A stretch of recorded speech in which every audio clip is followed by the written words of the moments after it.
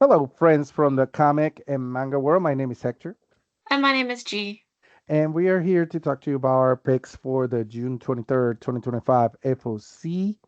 G and I work for Penguin Random House, and the titles that we talked about in these videos are from the publishers that we represent into the markets around the world.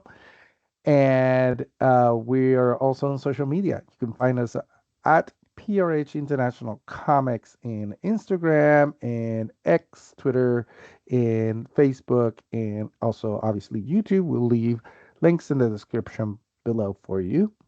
And then that's it. Let's get started with our picks for this week. And it starts with me. And this is Uncanny X-Men number 18. This is by Roger Antonio, the amazing Brazilian artist. This is a 1 in 25. And this is a comic by Gail Simon and illustrated by Luciano Vecchio. Um, it is amazing. Not just an amazing cover. I love this art and the way it goes, but also um, uh, this is the second in the new arc for this title, which is introducing that character that you see to the right, which is called Medina. And this is a horror story, sort of a slasher kind of thing, very directly. It's there's a Hollywood director who does a movie about a slasher about this character who is a serial killer of mutants, and obviously a lot of people take issue with that, and but then it appears that the character seems to be real.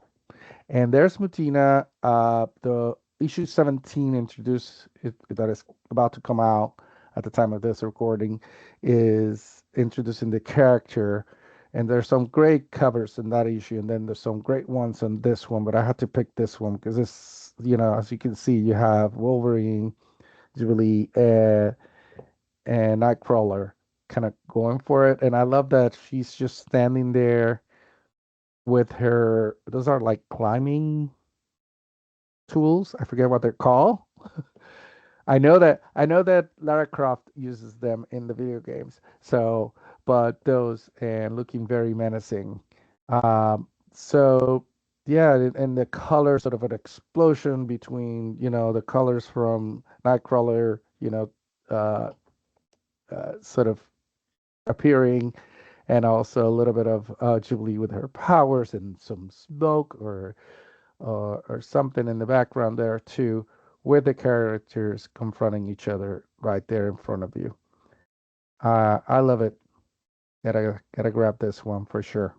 And I love that the concept of it too. There's a lot of talk about it on internet how it's sort of this Megan, sort of a Megan character from the movies, sort of like in a cute outfit, sort of very small girlish, person, but very menacing, and it's a serial killer. So I am very interested in this story too.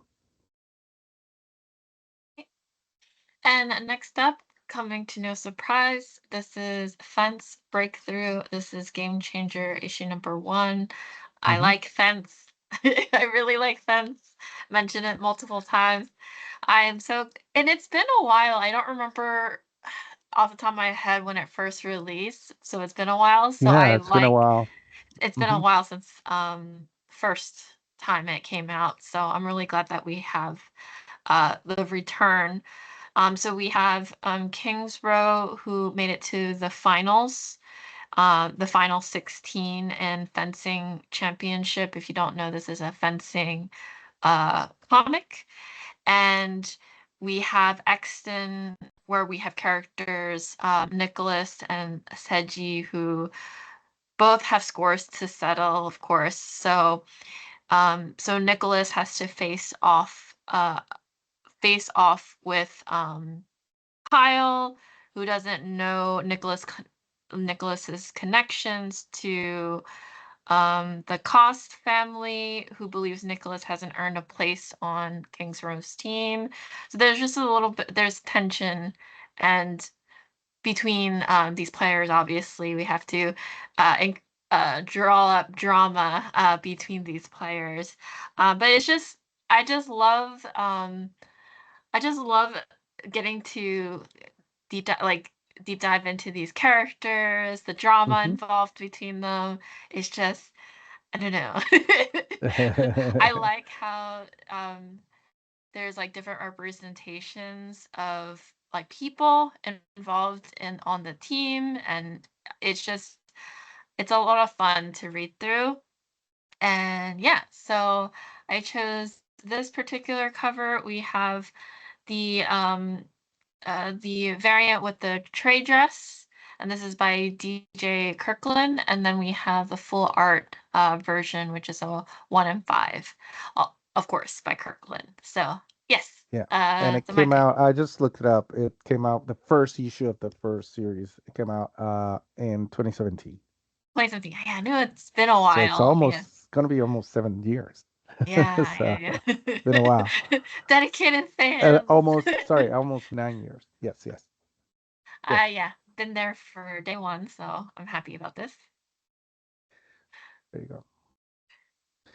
Oh, next up, Psylocke number 9. This is the Maria Wolf variant, and it's a 1 in 25. I love the character of Psylocke, but I also love Maria Wolf's art. So, perfect combination. This is issue 9 of the series by Elisa Wong and Vincenzo Caratu. And so cool. I was trying to look and I couldn't find exactly, but I think it's been a while since Mario Wolf has done an Marvel cover. She took kind of a break, but for a while there, we would get one consistently every other month or so. And she does many things with her art, but I love it when she does a take on a female character and a very badass female character like Psylocke. I love the dragon in the background. I love the sort of fire or power coming out of her eyes. Her costume is on point, and yeah, it's just a beautiful, beautiful cover. Uh, like I said, I'm a big fan of Mario Wolf's art, so this is it. This is a treat for me for sure. There you go. All right, and then we have Godzilla versus America. This is Boston. And so we have the cover art done by Jesse Lonergan. So we have the, I guess, the colored version, and then we have the black and white full art 1 in 25 ratio variant. And so this is the third stop in Godzilla's essentially American road trip. So the first issue was with Chicago, second issue with Los Angeles, and then now Boston. So IDW, basically what they do is they, with each stop, they take creators from the area. So in this case, a team of Boston-based creators in 4 stories that is centered on the city. So this issue includes creators like Hayden Sherman, uh, Jesse Lonergan, of course, as you see, who did the variant cover art for this one, Steve Orlando, Matt Emmons. This is just to name a few of the creators involved. So yes, this has been uh, doing well. So definitely pick up the issue 3 when it comes out. Yes. And we continue with Star Wars Dr. Afra, Chaos Agent, number 2. This is the Marguerite Savage variant. And yes, I did pick a cover for number 1, now for number 2. And I'll probably keep picking covers from Dr. Afra because I'm a huge, huge Dr. Afra fan. This is written by Cherish Chen and illustrated by Gabriel Guzman. And like I said, this cover by the amazing French artist Marguerite Sauvage.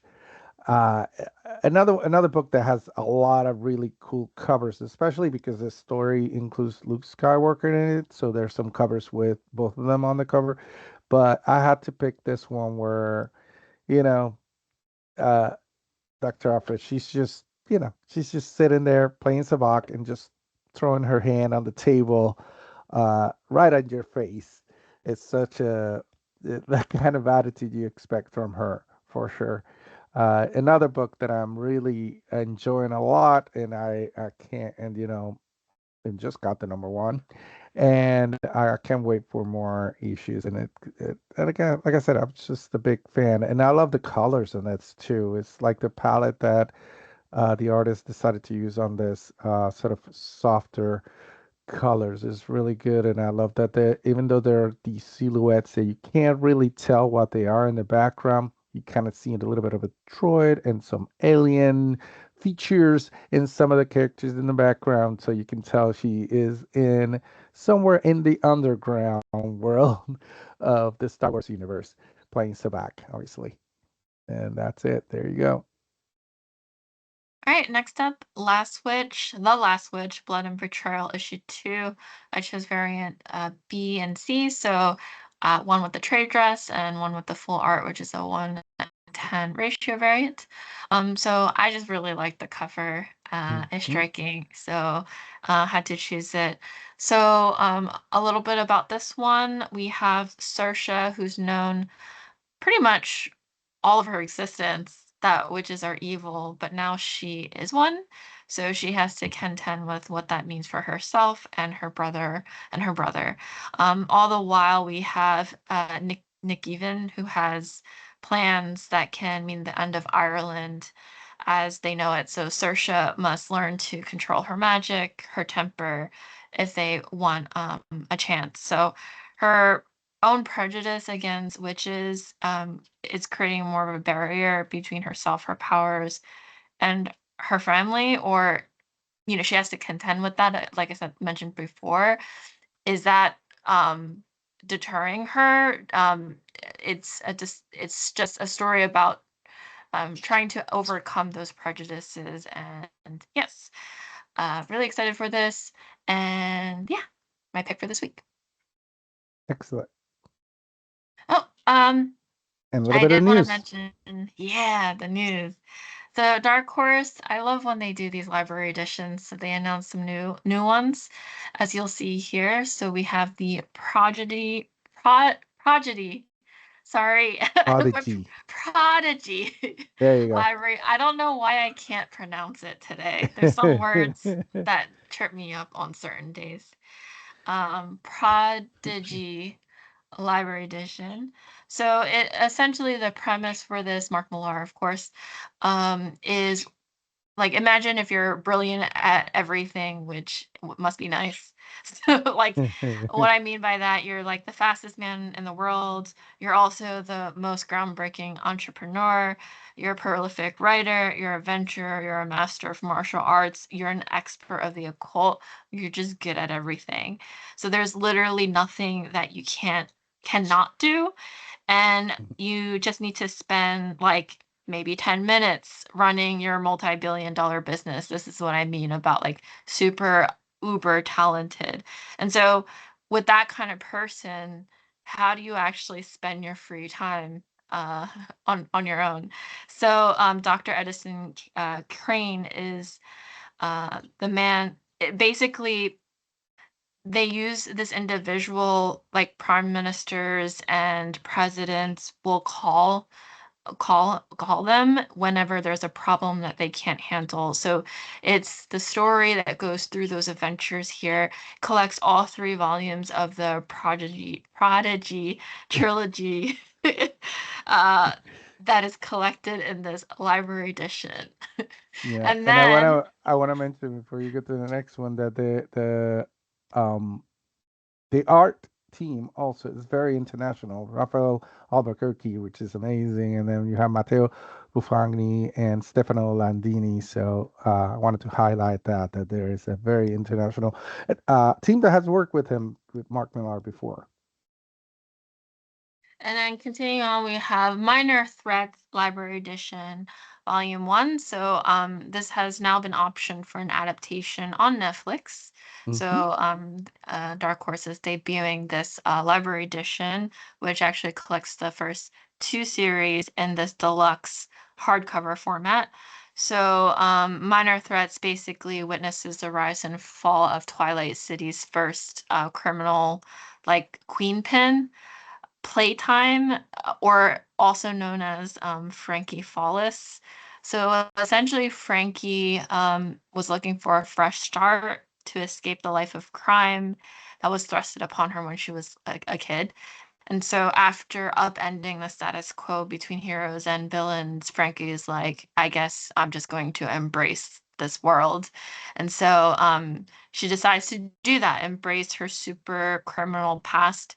She ascends the rank as she builds her empire.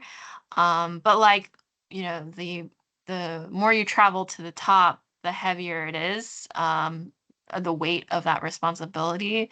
And also, the larger the threats that are emerging in every corner. So it's that story here, again, collected with the first two volumes of this crime noir saga that launched this like series, because there's minor threats and there's like other it's a universe to Yeah, discover. So I'm glad that we're doing a library edition for this too.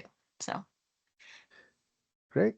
And that's it for this week. Thank you so much for watching. We hope you enjoyed it and it was useful for you. As always, you can, like I mentioned before, you can find us on Instagram, on X, and Facebook, and also obviously YouTube under at PRH International Comics. But we'll leave links in the description below for you. And we hope you come back and also check out our other content. So that's it. Take care. bye Bye. everyone.